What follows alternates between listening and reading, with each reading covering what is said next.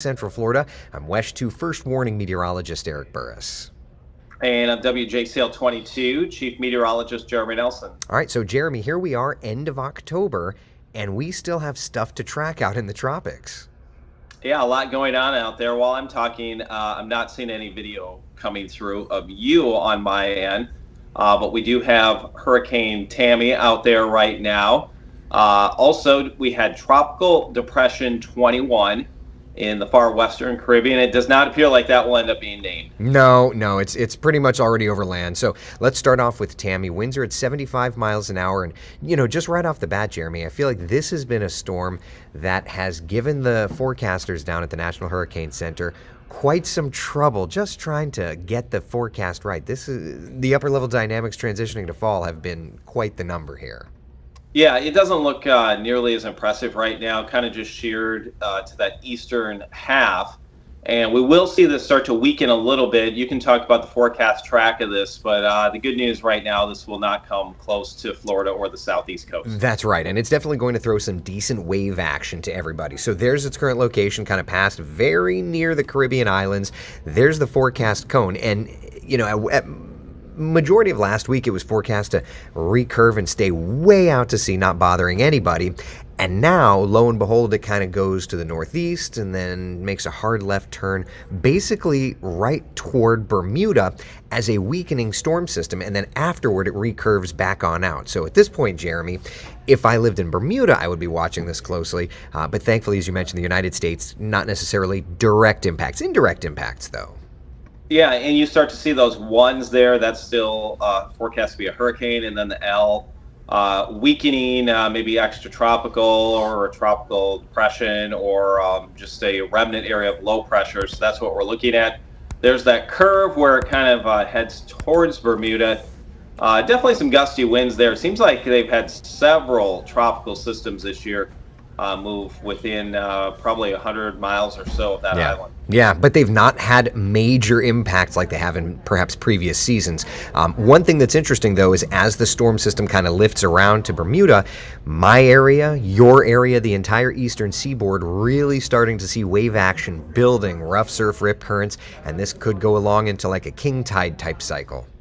Yeah, we're going to get this huge high parked up to our north, and we'll start to see not just like a day or two, but could see several days with an onshore flow.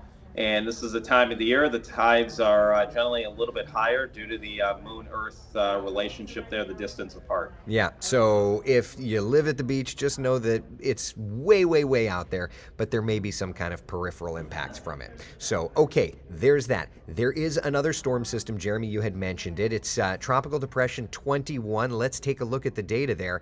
And thankfully, it's not going to develop. It's actually already moving ashore. I think that the Hurricane Center probably upgraded it because they found some organization, but to me, even yesterday when they upgraded it, it wasn't like this big, healthy storm system, you know what I mean? And folks in Central America have been dealing with the rains for the last couple of days, so it's not like that would have been something to catch them off guard, perhaps. Yeah, now it looks like it's fully over land, so this one will not end up being Vince, so we're stuck with 20 storms so far this season. Yeah, which it is remarkable. Let's just talk for a minute about the idea that we are in an El Nino cycle, and we have 2 names left on our storm name list. For me, that's pretty remarkable.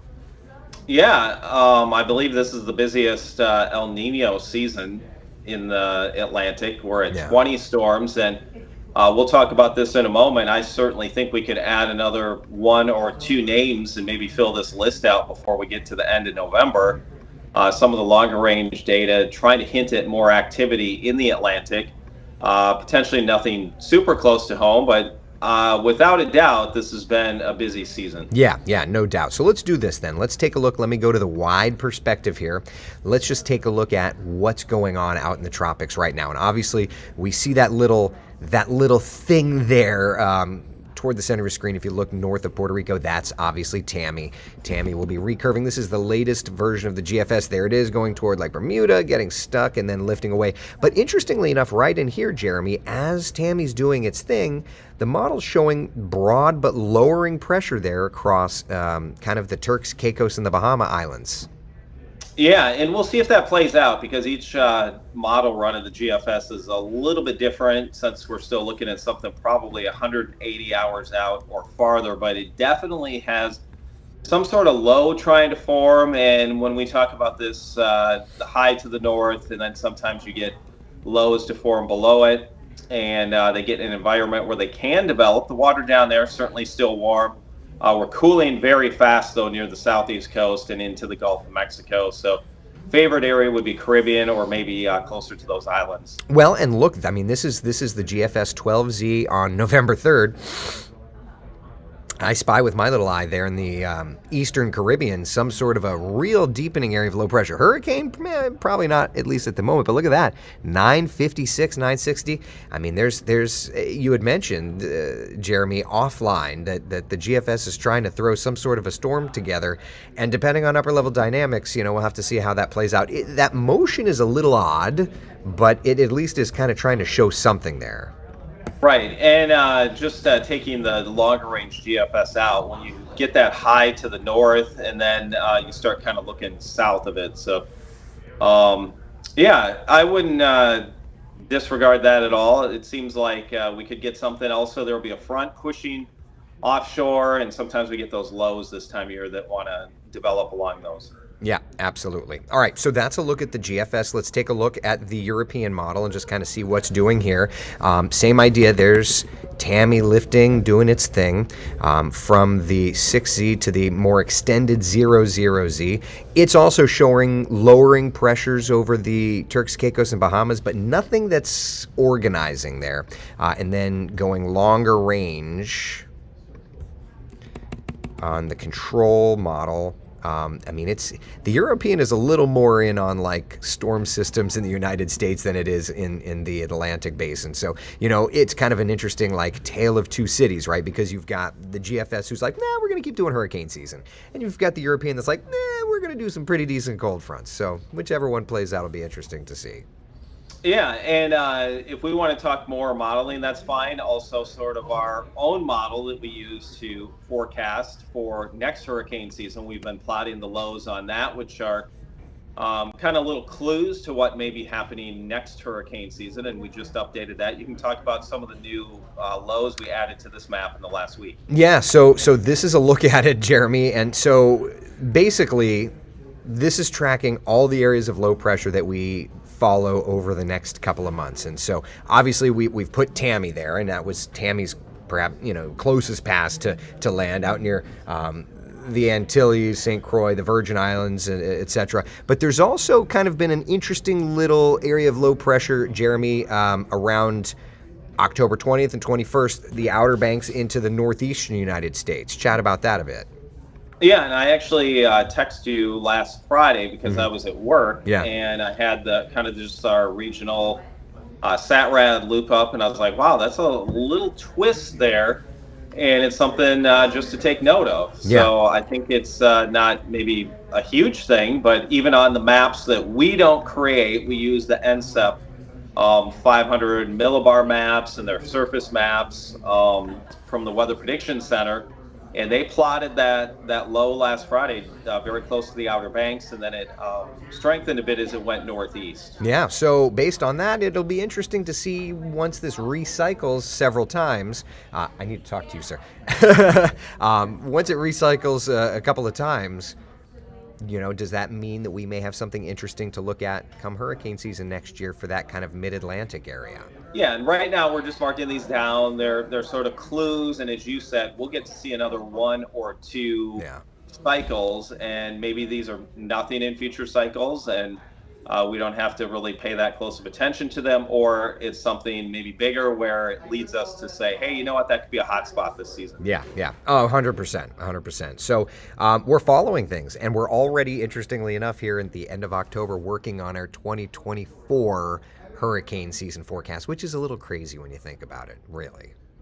Yeah, I mean, we're another month plus in this season, but we're already haven't put this one to bed yet, so to Yeah. speak, but our thoughts are definitely starting to shift to March 1st of next year. And before we get into kind of the statistics of this season, one thing that I do think is interesting is when we put out our hurricane forecast March 1st of this year, we had called for an above average season, which was very against the grain meteorologically speaking, Jeremy.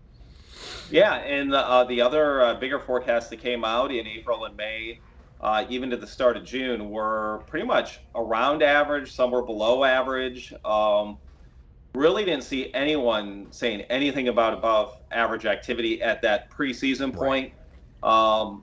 I think if we were totally in a vacuum, didn't have anything else around us, maybe didn't buy into, and I don't really think we bought into it, but you just heard El Nino, El Yeah. Nino, El Nino is going to cut everything down. Maybe we would have went higher, but I Yeah. think 14 to 18 is what we went. We're above that right now, Yeah. but we also went 7 to 9 hurricanes. Was it 3 or 4 or 2 to 4 major? Right.